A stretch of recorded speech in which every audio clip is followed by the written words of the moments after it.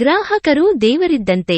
ಗ್ರಾಹಕರು ಹಣ ನೀಡಿ ಖರೀದಿ ಮಾಡಿದ ವಸ್ತುಗಳಿಗೆ ಗುಣಮಟ್ಟ ಹಾಗೂ ತೂಕದಲ್ಲಿ ವ್ಯತ್ಯಾಸವಾಗದಂತೆ ವರ್ತಕರು ವ್ಯಾಪಾರ ವ್ಯವಹಾರ ಮಾಡಬೇಕು. ಗ್ರಾಹಕರು ಖರೀದಿಸಿದ ಪದಾರ್ಥಗಳಲ್ಲಿ ಮೋಸವಾಗಿರುವುದು ಕಂಡುಬಂದರೆ ಗ್ರಾಹಕರ ನ್ಯಾಯಾಲಯದಲ್ಲಿ ಮೊಕದ್ದಮೆ ದಾಖಲಿಸಿ ನ್ಯಾಯ ಪಡೆಯಬೇಕು ಎಂದು ಕೆ.ಆರ್. ಪೇಟೆ ಜೆಎಂಎಫ್ಸಿ ಹೆಚ್ಚುವರಿ ನ್ಯಾಯಾಲಯದ ಅಪರ ಸಿವಿಲ್ ನ್ಯಾಯಾಧೀಶರಾದ ಕೆ.ವಿ. ಅರ್ಪಿತಾ ಹೇಳಿದರು. ಅವರು ಕೆಆರ್ ಪೇಟೆ ಪುರಸಭೆ ವ್ಯಾಪ್ತಿಯ ಹೊಸಹೊಳಲು ಗ್ರಾಮದ ಸರ್ಕಾರಿ ಬಾಲಕಿಯರ ಹಿರಿಯ ಪ್ರಾಥಮಿಕ ಶಾಲೆ ಆವರಣದಲ್ಲಿ ವಿಶ್ವ ಗ್ರಾಹಕರ ದಿನಾಚರಣೆ ಅಂಗವಾಗಿ ನಡೆದ ಜಾಗೃತಿ ಕಾರ್ಯಕ್ರಮವನ್ನು ಸಸಿಗೆ ನೆರೆಯುವ ಮೂಲಕ ಉದ್ಘಾಟಿಸಿ ಮಾತನಾಡಿದರು.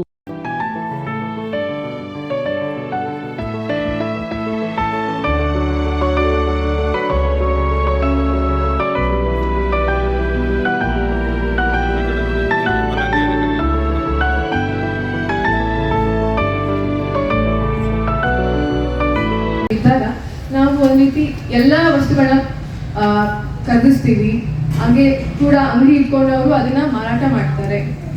ಈ ವಿಚಾರವಾಗಿ ಹಲವು ಬಾರಿ ಮೋಸಕ್ಕೆ ಒಳಗಾಗ್ತಾ ಇದ್ದಾರೆ ಖರೀದಿದಾರರು. ಸೊ ಹಾಗಾಗಿ ಇದನ್ನ ಮೋಸವನ್ನ ತಡಿಲಿಕ್ಕೆ ಕಾಯ್ದೆಯನ್ನ ಕೂಡ ಸರ್ಕಾರದವರು ತಂದಿದ್ದಾರೆ. ಇದರ ಬಗ್ಗೆ ಹೆಚ್ಚಿನದಾಗಿ ಹೇಳಕ್ಕೆ ಸಂಪನ್ಮೂಲ ಭಾಷಣಕಾರರಿದ್ದಾರೆ. ಅದ್ರ ಬಗ್ಗೆ ನೀವು ಹೆಚ್ಚಿನದಾಗಿ ತಿಳ್ಕೊಬಹುದು. ಮೂಲತಃ ನಾವು ಇಲ್ಲಿ ಕಾನೂನು ಅರಿವು ನೆರವು ಕಾರ್ಯಕ್ರಮವನ್ನು ಯಾಕೆ ನಿಮ್ಮ ಶಾಲೆಯಲ್ಲಿ ಹಮ್ಮಿಕೊಳ್ಳಲಾಗಿದೆ? ನೀವು ಮಕ್ಕಳು, ನೀವು ಈಗ ಕಲಿತಾ ಇದ್ದೀರಾ, ನೀವು ಇದನ್ನ ಹೆಚ್ಚಿನದಾಗಿ ಕಲಿತು ಇದ್ರ ಬಗ್ಗೆ ಇದೆ ಅಂತಲ್ಲ, ಎಲ್ಲಾ ವಿಷಯಗಳ ಬಗ್ಗೆ ಕಲಿತು ನೀವು ಕೂಡ ಸಮಾಜದಲ್ಲಿ ನಿಮ್ಮ ಕೈಯಾದಂತಹ ಏನಂತಾರೆ ಹೆಲ್ಪ್ ಸಹಾಯ ಮಾಡಲಿಕ್ಕೆ ನಿಮ್ಮ ಶಾಲೆಯಲ್ಲಿ ನೀವು ತಿಳ್ಕೊಂಡು ನೀವು ಇದನ್ನ ಬೇರೆಯವ್ರಿಗೆ ಕೂಡ ಅರಿವು ಮೂಡಿಸ್ಲಿಕ್ಕೆ ನಿಮ್ಮ ಶಾಲೆಯಲ್ಲಿ ಹಮ್ಮಿಕೊಳ್ಳಲಾಗಿದೆ. ಒಂದು ಏನಂದ್ರೆ, ಮೊದಲನೇದಾಗಿ ಕಾನೂನು ಸೇವೆಗಳ ಪ್ರಾಧಿಕಾರ. ಇದರ ಮುಖ್ಯ ಉದ್ದೇಶ ಏನು ಅಂತಂದ್ರೆ ಅರಿವು ಮೂಡಿಸುವುದು. ಅದಲ್ಲದೆ ಕೂಡ ನಮ್ಮ ನ್ಯಾಯಾಲಯಗಳಲ್ಲಿ ಲೋಕ ಅದಾಲತ್ ಅಂತ ಕೂಡ ಮಾಡ್ತೇವೆ. ಏನು ಈ ಲೋಕ ಅದಾಲತ್ ಅಂದ್ರೆ, ಯಾವುದೇ ಸಿವಿಲ್ ವ್ಯಾಜ್ಯ ಇರಲಿ ಅಥವಾ ಕ್ರಿಮಿನಲ್ ಪ್ರಕರಣಗಳಿರಲಿ, ಯಾವುದೇ ರಾಜಿ ಆಗಬಹುದಂತಹವಾದ ಒಂದು ಇದ್ರೆ, ಒಂದು ಒಪಿನಿಯನ್ ಇದ್ರೆ, ನಿಮ್ಮ ತಂದೆ ತಾಯಿ, ಅಜ್ಜಿ ತಾತ ಭಾಗಾಂಶಕ್ಕೆ ಹಾಕೊಂಡಿರ್ಬೋದು, ಅಥವಾ ಕ್ರಿಮಿನಲ್ ಪ್ರಕರಣದಲ್ಲಿ ದಂಡ ಕಟ್ಟಿ ಅವರು ಕ್ಲೋಸ್ ಮಾಡ್ಕೊಳ್ಳುವಂತ ಪ್ರಕರಣಗಳಿರ್ಬೋದು. ಸೊ ಹಾಗಾಗಿ ನೀವು ನಿಮ್ಮ ಅಜ್ಜಿ ತಾತ, ತಂದೆ ತಾಯಿ, ಅತ್ತೆ ಮಾವ, ಅಕ್ಕ ತಂಗಿಯರು ಯಾರೇ ಇದ್ರೂ ಕೂಡ ಇಂಥ ರಾಜಿ ಸಂಧಾನ ಆಗುವಂತಹ ವಿಷಯಗಳಿದ್ದಲ್ಲಿ ಕೇಸ್ಗಳನ್ನು ಅವ್ರಿಗೆ ತಿಳಿಸಿ ಅವರು ನಾಳೆ ಲೋಕ ಅದಾಲತ್ ಅಂತ ಆಗ್ತಾ ಇದೆ, ಅಲ್ಲಿ ಬಂದು ಅವರು ರಾಜಿ ಮಾಡಿಕೊಂಡು ತಮ್ಮ ಕೇಸ್ಗಳನ್ನ ಇತ್ಯರ್ಥ ಮಾಡ್ಕೋಬಹುದು. ಎರಡನೇದಾಗಿ ವಿಶ್ವ ಗ್ರಾಹಕರ ದಿನಾಚರಣೆ. ಮೊದಲೇ ಹೇಳಿದಾಗೆ ನಾವು ಸಮಾಜದಲ್ಲಿ ಇದ್ದಾಗ ಎಲ್ಲ ವಸ್ತುಗಳನ್ನ ಖರೀದಿಸ್ತೀವಿ, ಹಾಗೆ ಅಂಗಡಿಗಳಿದ್ದವರು ಮಾರಾಟ ಮಾಡ್ತಾ ಇದ್ದಾರೆ. ಈಗ ನಾವು ನೋಡ್ಬೋದು, ಕೆಲವು ಕಡೆ ಏನಾಗುತ್ತೆ, ಲೂಸ್ ಪ್ಯಾಕೆಟ್ಗಳು ಕೊಡ್ತಾರೆ, ಕೆಲವು ಪ್ಯಾಕ್ ಕೊಡ್ತಾರೆ, ಇನ್ನ ಕೆಲವು ಲೂಸ್ ಪ್ಯಾಕೆಟ್ ಏನ್ ಮಾಡ್ತಾರೆ, 500 ml ಅಂತ ಹೇಳಿ 350 ml ಕೊಟ್ಟು 500 ml ಏನು ಬೆಲೆ ಬಾಳುತ್ತೆ ಅದನ್ನ ಇಸ್ಕೊಳ್ತಾರೆ. ಆಗ ನಾವು ಮೋಸಕ್ಕೆ ಒಳಗಾಗ್ತೀವಿ. ಸೊ ಇಂಥ ಮೋಸಗಳನ್ನ ತಡೆಯಕ್ಕೆ ಅಲ್ಲದೆ ಸಹ ಬೇರೆ ಈಗ ದೊಡ್ಡ ಮಟ್ಟದಲ್ಲಿ ಕೂಡ ಖರೀದಿ ಮಾಡ್ತಾ ಇರ್ತಾರೆ ಅಂತ ಜಾಗದಲ್ಲೂ ಕೂಡ ಹೌದು. ಯಾಕಂದ್ರೆ ನಾವೇನ್ ಮಾಡ್ತಿರ್ತೀವಿ, ಈಗ ಒಂದು ಜೀವನ ಶೈಲಿ ಒತ್ತಡದಲ್ಲಿ ಏನ್ ಮಾಡ್ತೀವಿ, ಸುಮ್ಮನೆ ದುಡ್ಡು ಕೊಟ್ಟು ತಗೊಂಬಂದು ಮಾಡ್ತೀವಿ. ನಾವ್ ಯಾವತ್ತೂ ಕೂಡ ಕ್ವಾಲಿಟಿ ಚೆಕ್ ಮಾಡಲ್ಲ, ಅಥವಾ ಇದು ಒಳ್ಳೇದಿದೆಯಾ ಇಲ್ವಾ ಅಂತ ನೋಡಲ್ಲ. ಅಥವಾ ಎಕ್ಸ್ಪೈರಿ ಡೇಟ್, ಮುಖ್ಯವಾಗಿ ಎಕ್ಸ್ಪೈರಿ ಡೇಟ್ ನೋಡ್ಬೇಕು. ನಾವು ಯಾವುದೇ ತಿನ್ನೋ ಪದಾರ್ಥ ಆಗಲಿ ನಾವು ಖರೀದಿ ಮಾಡುವ ಮುನ್ನ, ಈಗ ಮಕ್ಕಳು ಕೂಡ ಅಷ್ಟೇ, ನಾನು ತಿಳ್ಕೊಂಡಾಗ ಎಲ್ಲರೂ ಬಿಸ್ಕೆಟ್, ಚಾಕ್ಲೇಟು, ಚಿಪ್ಸು ಎಲ್ಲಾನು ಖರೀದಿ ಮಾಡ್ತಿರ್ತಾರಲ್ವಾ, ಅದೇ ಜಾಸ್ತಿ ಚಿಕ್ಕ ಮಕ್ಕಳು ತಿನ್ನೋದು. ಸೊ ಹಾಗಾಗಿ ನೀವು ಯಾವುದೇ ತಿನ್ನೋ ವಸ್ತುಗಳನ್ನ ನೋಡ್ಬೇಕಾದ್ರೂ ಕೂಡ ಎಕ್ಸ್ಪೈರಿ ಡೇಟ್, ಯೂಸ್ ಬಿಫೋರ್ ಅಥವಾ ಇಂಥ ದಿನಾಂಕದ ಮುಂಚಿತವಾಗಿ ಮಾತ್ರ ಅದನ್ನ ಸೇವನೆ ಮಾಡಿದ್ರೆ ಒಳ್ಳೇದಿರುತ್ತೆ. ಅದಾದ ನಂತರ ಮಾಡಿದ್ರೆ ನಮಗೆ ಬೇರೆ ಎಫೆಕ್ಟ್ಸ್ಗಳು ಆಗ್ತವೆ, ಅಡ್ವರ್ಸ್ ಎಫೆಕ್ಟ್ ಅಥವಾ ನಮ್ಮ ಆರೋಗ್ಯಕ್ಕೆ ಹಾನಿಕರ ಆಗ್ತವೆ. ಸೊ ಹಾಗಾಗಿ ನೀವು ಯಾವುದೇ ವಸ್ತುಗಳನ್ನ ಖರೀದಿ ಮಾಡಿದ್ರು ಸಹ ನಿಮ್ಮ ತಂದೆ ತಾಯಿಯ ಆದೇಶದ ಮೇರೆಗೆ, ಅಥವಾ ನೀವು ಹೋಗಿ ಈ ತರ ಒಂದು ತಿನ್ನೋ ಪದಾರ್ಥ ಕೊಡಿ ಅಥವಾ ಬಟ್ಟೆ ಮಾಡಿದ್ರೆ ನೀವು ಅದನ್ನ ನೋಡಿ ವಿಚಾರಿಸಿ ಅಳೆದು ತೂಕ ಮಾಡಿ ಕರೆಕ್ಟ್ ಆಗಿದೆಯಾ ಬೆಲೆ ಅಂತ ನೋಡಿ ಕೊಟ್ಟು ಬನ್ನಿ. ಹಾಗಾಗಿ ಅಲ್ಲದೆ ಕೂಡ ನಾನು ಮಕ್ಕಳ ಬಗ್ಗೆ ತುಂಬಾ ಕೇಳಿದ್ದೀನಿ, ಹೊಸಹೊಳಲು ಬಾಲಕಿಯರ ಶಾಲೆ ಅಂದ್ರೆ ತುಂಬಾ ಶಾರ್ಪ್ ಇದ್ದಾರೆ, ಇಂಟೆಲಿಜೆಂಟ್ ಇದ್ದಾರೆ ಅಂತ. ಸೊ ಹಾಗಾಗಿ ಎಲ್ಲರೂ ಚೆನ್ನಾಗಿ ಓದಿ ನಿಮ್ಮ ಶಿಕ್ಷಕರಿಗೆ ಒಳ್ಳೆ ಹೆಸರು ತಂದ್ಕೊಡಿ, ನಿಮ್ಮ ತಂದೆ ತಾಯಿಗೆ ಒಳ್ಳೆ ಹೆಸರು ತಂದ್ಕೊಡಿ. ತುಂಬಾ ಖುಷಿ ಆಯ್ತು, ತುಂಬಾ ಜನ ಬಾಲಕಿಯರಿದ್ದಾರೆ ಕೂಡ ಇದ್ದಾರೆ. ಎಲ್ಲರೂ ಅಷ್ಟೇ ಚೆನ್ನಾಗಿ ಓದಿ, ಚೆನ್ನಾಗಿ ಮಾರ್ಕ್ಸ್ ತೆಗೀರಿ, ಒಳ್ಳೆ ಸಮಾಜದಲ್ಲಿ ಒಳ್ಳೆಯ ಸ್ಥಾನವನ್ನ ಪಡೀರಿ, ನಿಮ್ಮ ತಂದೆ ತಾಯಿ ಗೌರವ ಕೊಡಿ ಅಂತ ಹೇಳ್ತಾ ಎಲ್ಲರಿಗೂ ಆಲ್ ದ ಬೆಸ್ಟ್ ಹೇಳ್ತಾ ನನ್ನ ಮಾತನ್ನ. ವ್ಯಾಪಾರ ವ್ಯವಹಾರದಲ್ಲಿ ಗ್ರಾಹಕರು ಮೋಸ ಹೋಗುವುದರಿಂದ ಎಚ್ಚರ ವಹಿಸಬೇಕು. ತಾವು ಹಣ ನೀಡಿ ಖರೀದಿ ಮಾಡಿದ ಮೌಲ್ಯಕ್ಕೆ ಸರಿಯಾಗಿ ವಸ್ತುಗಳು ದೊರಕದೇ ಇರುವುದು ಕಂಡುಬಂದರೆ ಅಥವಾ ವ್ಯಾಪಾರಿಯು ಗ್ರಾಹಕನಿಗೆ ಮೋಸ ಮಾಡಿರುವುದು ಕಂಡುಬಂದರೆ ಗ್ರಾಹಕರು ತಾವು ಖರೀದಿಸಿದ ರಶೀದಿಯ ಆಧಾರದ ಮೇಲೆ ಗ್ರಾಹಕರ ನ್ಯಾಯಾಲಯದಲ್ಲಿ ದೂರು ದಾಖಲಿಸಿ ನ್ಯಾಯವನ್ನು ಪಡೆಯಬಹುದಾಗಿದೆ ಎಂದು ಅರ್ಪಿತಾ ಹೇಳಿದರು. ಸಂಪನ್ಮೂಲ ಭಾಷಣಕಾರರಾಗಿ ಭಾಗವಹಿಸಿದ್ದ ವಕೀಲರ ಸಂಘದ ಮಾಜಿ ಅಧ್ಯಕ್ಷ ಎಂ.ಆರ್. ಪ್ರಸನ್ನಕುಮಾರ್ ಮಾತನಾಡಿ, ವ್ಯಾಪಾರಂ ದ್ರೋಹ ಚಿಂತನಂ ಎಂಬ ನಾಣ್ಣುಡಿಯಂತೆ ಸ್ವಾರ್ಥವೇ ತುಂಬಿರುವ ಇಂದಿನ ಸಮಾಜದಲ್ಲಿ ವ್ಯಾಪಾರಿಗಳು ಸೇರಿದಂತೆ ಮೋಸ ಮಾಡುವ ಜನರು ಇಂದು ಸಮಾಜದಲ್ಲಿ ಹೆಚ್ಚಾಗಿದ್ದಾರೆ. ಆದ್ದರಿಂದ ಗ್ರಾಹಕರು ಎಚ್ಚರಿಕೆ ವಹಿಸಿ ಗುಣಮಟ್ಟದ ಪದಾರ್ಥಗಳನ್ನು ಖರೀದಿ ಮಾಡಿ ತಾವು ಖರೀದಿಸಿದ ಪದಾರ್ಥಗಳಿಗೆ ಕಡ್ಡಾಯವಾಗಿ ರಶೀದಿ ಪಡೆದುಕೊಳ್ಳಬೇಕು ಎಂದು ಪ್ರಸನ್ನಕುಮಾರ್ ಕಿವಿಮಾತು ಹೇಳಿದರು. ಏನು ಗ್ರಾಹಕ ಅಂದ್ರೇನು ಅನ್ನೋದಾದರೆ, ನಾವು ಏನನ್ನ ಪಡ್ಕೊಳ್ಳೋಕ್ಕೆ ಪ್ರಯತ್ನ ಮಾಡ್ತೀವೋ, ಏನನ್ನು ತೊಗೋತೀವೋ ಅವನು ಗ್ರಾಹಕ. ಪ್ರತಿಯೊಬ್ಬರು ಇವತ್ತು ನಾವೆಲ್ಲ ಏನಾದರೂ ಒಂದು ವಸ್ತುನ ಒಂದು ವ್ಯವಸ್ಥೆ ಮೂಲಕ ತೊಗೊಳಕ್ಕೆ ಹೋಗ್ತೀವಿ. ಅಂಗಡಿನಲ್ಲೋ ಅಥವಾ ಒಂದು ಮಾಲಲ್ಲೋ ಎಲ್ಲೋ ತೊಗೊಳಕ್ಕೆ ಹೋಗ್ತೀವಿ. ಯಾರು ತೊಗೊಂಡು ದುಡ್ಡು ಕೊಟ್ಟು ತೊಗೋತಾನೋ ಅವನ್ನ ಗ್ರಾಹಕ ಅಂತ ಹೇಳ್ತೀವಿ. ಮೊದಲಿಂದು ಏನು ಅಂದರೆ, ನಾವು ಪ್ರಾಚೀನ ಕಾಲದಿಂದ ಒಂದು ನಾಣ್ಣುಡಿ ಏನಪ್ಪ ಅಂದರೆ, ವ್ಯಾಪಾರಂ ದ್ರೋಹ ಚಿಂತನಂ. ವ್ಯಾಪಾರ ಯಾರು ಮಾಡೋಕ್ಕೆ ಬರ್ತಾನೋ ಅವನಿಗೆ ದ್ರೋಹ ಎಸಗಬೇಕು, ಶೀಘ್ರವಾಗಿ ಹಣ ಮಾಡ್ಕೊಬಿಡ್ಬೇಕು, ಬರೋನಿಗೆ ಮೋಸ ಮಾಡಿಬಿಡ್ಬೇಕು, ತನ್ನಲ್ಲಿರೋ ವಸ್ತು ಕಳಪೆಯಾಗಿದ್ರೂ ಸರಿ ಅದನ್ನು ಹೆಂಗಾದ್ರೂ ಮಾಡಿ ಟೋಪಿ ಹಚ್ಚಿ ಮಾರ್ಬಿಡ್ಬೇಕು.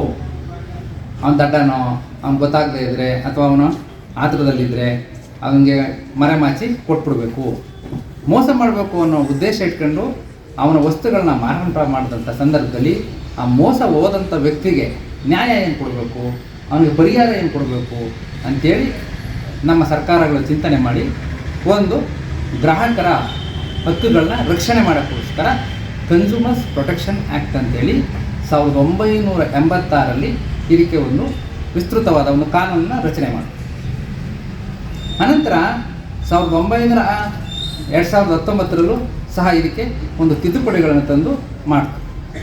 ಈಗ ನಿಮಗೆಲ್ಲ ವಿದ್ಯಾರ್ಥಿಗಳೇ, ನೀವೇನಾದ್ರು ತಪ್ಪು ಮಾಡಿದ್ರೆ ನಿಮಗೆ ಯಾರು ಶಿಕ್ಷೆ ಕೊಡ್ತಾರೆ? ಶಿಕ್ಷಕರು. ಏನು ಕೊಡ್ತಾರೆ? ತಪ್ಪು ಮಾಡಿದ್ದೀರಿ ಅಂತ ಕೊಡ್ತಾರೆ ಅಲ್ವಾ? ಅದೇ ಥರ ನೀವೇನೋ ತಪ್ಪು ಮಾಡಿದ್ರಿ ಅಂತ ಆದಿಲ್ ಹೋಗೋರು, ಬೀದಿಲಿರೋರು ಅಥವಾ ನಾನು ನಿಂತಿರೋರೆಲ್ಲ ಹೊಡೆಯೋಕ್ಕಾಗುತ್ತಾ? ನಿಮ್ಮ ಶಿಕ್ಷಕರು ಹೊಡೆದಾಗ ನೀವೇನು ಮಾಡ್ತೀರಿ? ಸಹಿಸ್ಕೊತೀರಲ್ವಾ? ನೀವು ತಪ್ಪು ಮಾಡಿದ್ದೀರಿ ಸುಳ್ಳು. ಅದೇ ರೀತಿ ಈಗ ಸರ್ಕಾರಗಳನ್ನು ರೂಪಿಸಿರೋ ಕಾನೂನಿಗೆ ತಪ್ಪು ಮಾಡಿದ್ರೆ ಶಿಕ್ಷೆ ಯಾರು ಕೊಡಬೇಕು? ನ್ಯಾಯಾಲಯ. ಕಾನೂನು ಮಾಡಿರುತ್ತೆ, ಆ ಕಾನೂನನ್ನ ಉಲ್ಲಂಘನೆ ಮಾಡಿದ್ರೆ ನ್ಯಾಯಾಲಯ ಅದಕ್ಕೆ ಶಿಕ್ಷೆ ವಿಧಿಸ್ತದೆ. ಸೊ ನಾವು ಹೇಳ್ಬೋದು, ಒಂದು ಉತ್ಪಾದಕ, ಒಂದು ವಿತರಕ, ಒಂದು ಗ್ರಾಹಕ. ಗ್ರಾಹಕ ಅಂದರೆ ನಾವು ತಗೊಳ್ಳೋದು. ಉತ್ಪಾದಕ ಅಂದರೆ ಒಂದು ಬಿಸ್ಕೆಟ್ ಮಾಡ್ತಾನೆ, ಆ ಬಿಸ್ಕೆಟ್ಗೆ ಫ್ಯಾಕ್ಟ್ರಿ ಇರ್ತದೆ, ಆ ಫ್ಯಾಕ್ಟ್ರಿನಲ್ಲಿ ಅದಕ್ಕೆ ಏನೇನು ಬೇಕು ಕಂಟೆಂಟ್ಸ್ ಹಾಕಿ, ಗೋಧಿನೋ ಸಕ್ಕರೆನೋ ಇನ್ನೇನು ಬೇಕು ಅದೆಲ್ಲ ಹಾಕಿ ಅದನ್ನು ಬಿಸ್ಕೆಟ್ ಮಾಡ್ತಾನೆ. ಆ ಬಿಸ್ಕೆಟ್ ಮಾಡಿದಂಥ ಫ್ಯಾಕ್ಟ್ರಿಯೇ ಮಾರಾಟ ಮಾಡಲ್ಲ, ಅದಕ್ಕೊಬ್ಬ ಮಧ್ಯವರ್ತಿ ಇರ್ತಾನೆ, ಅವನ್ನ ವಿತರಕ ಅಂತ ಕರೀತಾರೆ. ಸೊ ಉತ್ಪಾದಕ ಮತ್ತು ವಿತರಕ ಇವರಿಬ್ಬರು ಸೇರಿ ಗ್ರಾಹಕನಿಗೆ ಮಾರಾಟ ಮಾಡ್ತಾರೆ. ಉತ್ಪಾದಕ ಅವನು ಮಾಡಿದಂಥ ವಸ್ತುಗಳಿಗೆ ಒಂದು ಬೆಲೆನ ನಿಗದಿ ಮಾಡ್ತಾನೆ, ವಿತರಕನಿಗೆ ಅದಕ್ಕೆ ಕಮಿಷನ್ ಕೊಟ್ಟು ಅವನ್ನ ಮಾರಾಟ ಮಾಡುವಂತ ಹೇಳ್ತಾನೆ. ಈ ಇಬ್ಬರೂ ಸಹ ಹೊಣೆಗಾರರಾಗಿರ್ತಾರೆ, ಉತ್ಪಾದಕ ವಿತರಕ. ಸೊ ಉತ್ಪಾದಕ ಏನು ಮಾಡ್ತಾನೆ, ಅವನು ಮಾಡಿದಂಥ ಬಿಸ್ಕೆಟಲ್ಲಿ ನಾನು ಗೋಧಿ ಹಾಕಿದ್ದೀನಿ, ಇಂತಿಂಥ ವಿಟಮಿನ್ಸ್ಗಳು ಹಾಕಿದ್ದೀನಿ, ಇಂಥ ಸಕ್ಕರೆ ಹಾಕಿದ್ದೀನಿ, ಇಂಥ ಆ್ಯಡೆಡು ಕಲರ್ ಹಾಕಿದ್ದೀನಿ, ಫ್ಲೇವರ್ ಹಾಕಿದ್ದೀನಿ ಅಂತೆಲ್ಲ ಹೇಳಿರ್ತಾನೆ. ಸೊ ಅದನ್ನು ಒಳಪಟ್ಟು ಅವನು ಮಾಡಿದಂಥ ಸಂದರ್ಭದಲ್ಲಿ ಅದಕ್ಕೆ ಬೆಲೆನ ನಿಗದಿ ಮಾಡ್ತಾನೆ, ಅದಕ್ಕೆ ಕಮಿಷನ್ ನಿಗದಿ ಮಾಡಿ ಒಬ್ಬ ಅಂಗಡಿಯ ಮೂಲಕ ಮಾರಿಸ್ತಾನೆ, ನಾವು ತೊಗೊಳ್ತೀವಿ. ಅದಕ್ಕೊಂದು ಉದಾಹರಣೆಗೆ ಒಂದು ಬಿಸ್ಕೆಟ್ಗೆ 6 ತಿಂಗಳು ಮಾತ್ರ ಬಳಸ್ಬೋದು, 6 ತಿಂಗಳಾದ ನಂತರ ಅದು ಉಪಯೋಗಕ್ಕೆ ಬರುವುದಿಲ್ಲ ಅಂತ ಹೇಳಿರ್ತಾನೆ. ಆದರೆ ಅಂಗಡಿಯನ್ನು ಏನು ಮಾಡ್ತಾನೆ, ತಂದಿಟ್ಕೊಂಡು 6 ತಿಂಗಳು ಆದಮೇಲೂ ಸಹ ಅದನ್ನು ಮಾರಾಟ ಮಾಡಿಬಿಡ್ತಾನೆ. ನಿಮ್ಗೆ ಗೊತ್ತಾಗಲ್ಲ, ನೀವು ಹೋಗ್ತೀರಿ, ದುಡ್ಡು ಕೊಡ್ತೀರಿ, ತೊಗೊಂಡು ಬಂದು ತಿಂತೀರಿ. ಆಗೇನಾಗುತ್ತೆ, ನಿಮಗೆ ದೇಹಕ್ಕೆ ಅನಾರೋಗ್ಯ ಪೀಡಿತ ಆಗ್ತೀವಿ. ಆಗ ನಾವು ಯಾರ ಮೇಲೆ ಕೇಸ್ ಹಾಕಬೇಕು ಆ ಥರ ನೋಡ್ತೀವಿ. ಈಗ 2020 ಇವತ್ತಿನ ದಿನಾಂಕಕ್ಕೆ ನಾವು ನೋಡಿದಂಥ ಸಂದರ್ಭದಲ್ಲಿ ಈಗ 15ನೇ ತಾರೀಕೆ ಮಾರಬೇಕಾಗಿತ್ತು, ಅವನು 18ನೇ ತಾರೀಕು 20ನೇ ತಾರೀಕು ಮಾರ್ಬಿಡ್ತಾನೆ. ನಾವು ತಿಂದು ನಾವು ಅನಾರೋಗ್ಯಕ್ಕೆ ಒಳಗಾಗ್ತೀವಿ. ಅಂಥ ಸಂದರ್ಭದಲ್ಲಿ ನಾವು ಈ ಏನು ವಿತರಕ ಇದ್ದಾನೆ ಅವನು ನಮಗೆ ಮೋಸ ಮಾಡಿ ಮಾರಾಟ ಮಾಡಿದ್ದಾನೆ, ಅದರಿಂದ ನನಗೆ ಈ ರೀತಿಯ ತೊಂದರೆಗಳು ಉಂಟಾಯಿತು ಅಂತೇಳಿ ದೂರನ್ನ ಕೊಡ್ಬೋದು. ಈ ಗ್ರಾಹಕರ ಹಕ್ಕುಗಳಿಗೆ ನಾವು ಇಲ್ಲಿ ಕೇರ್ಪಟ್ಟಿನಲ್ಲಿ ಒಂದು ನ್ಯಾಯಾಲಯ ಇದೆ, ಮಂಡ್ಯದಲ್ಲಿ ಒಂದು ನ್ಯಾಯಾಲಯ ಇದೆ, ಹೈಕೋರ್ಟಲ್ಲೂ ನ್ಯಾಯಾಲಯ ಇದೆ. ಈ ನ್ಯಾಯಾಲಯಕ್ಕೆ ನೀವು ಏನು ತೊಗೊಳ್ತಿರೋ, ಪರ್ಚೇಸ್ ಮಾಡ್ತಿರೋ ಆ ವಸ್ತುಗಳಿಗೆ ಕೇರ್ಪಟ್ಟೆ ನ್ಯಾಯಾಲಯದಲ್ಲಿ ದಾವೆನ ಹಾಕ್ಬೋದಾ?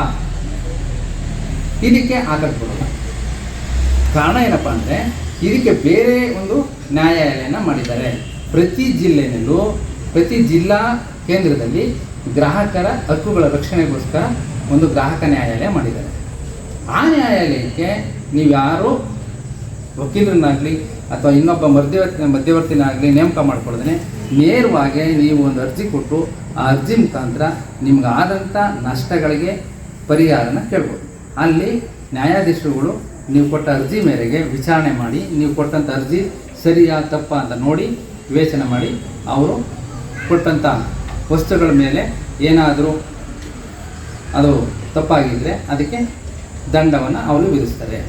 ವಕೀಲರ ಸಂಘದ ಅಧ್ಯಕ್ಷ ಎನ್.ಆರ್. ರವಿಶಂಕರ್, ಕಾರ್ಯದರ್ಶಿ ಆರ್.ಕೆ. ರಾಜೇಗೌಡ ಕಾರ್ಯಕ್ರಮದಲ್ಲಿ ಮಾತನಾಡಿದರು.